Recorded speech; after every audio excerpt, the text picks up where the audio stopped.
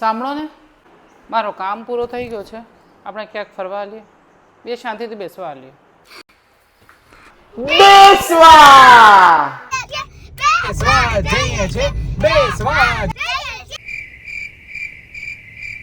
બેસવા મતલબ બેસવા cafe, the taste of Mumbai. અમારા છોટું અને મોટું તો ગોઠવાઈ ગયા ઓર્ડર કરવા માટે.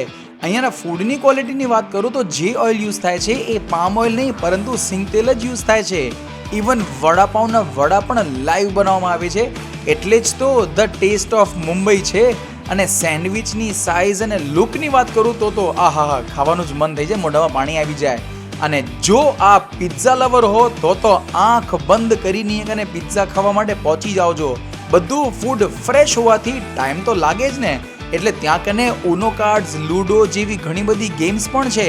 મોકટેલ્સ, સેન્ડવિચ, પિઝા, વડાપાઉં, પાઉંભાજી, આ બધું ટેસ્ટ આપને મુંબઈની યાદ અપાવશે. અને જો ત્યાં કને કોરિયન આઈસ્ક્રીમ ટ્રાય નથી કરી તો ધક્કો વેસ્ટ જ છે. જી હા મિત્રો, first time in Bhuj Korean ice cream ખાવા માટે તો ખાસ જજો જ. ભુજમાં રહેતા હો તો આ જગ્યા વિઝિટ કરવાનું ભૂલતા નહીં. અને કેફેના main owners husband wife Janghan Savla અને રવિના સાવલા. કોલેજિયન માટે પણ બેસ્ટ લોકેશન, કેમ કે મોર્નિંગમાં 11 વાગ્યાથી જ રેસ્ટોરન્ટ ઓપન થઈ જાય છે. આ વિડીયો બતાવનારને 5% ડિસ્કાઉન્ટ.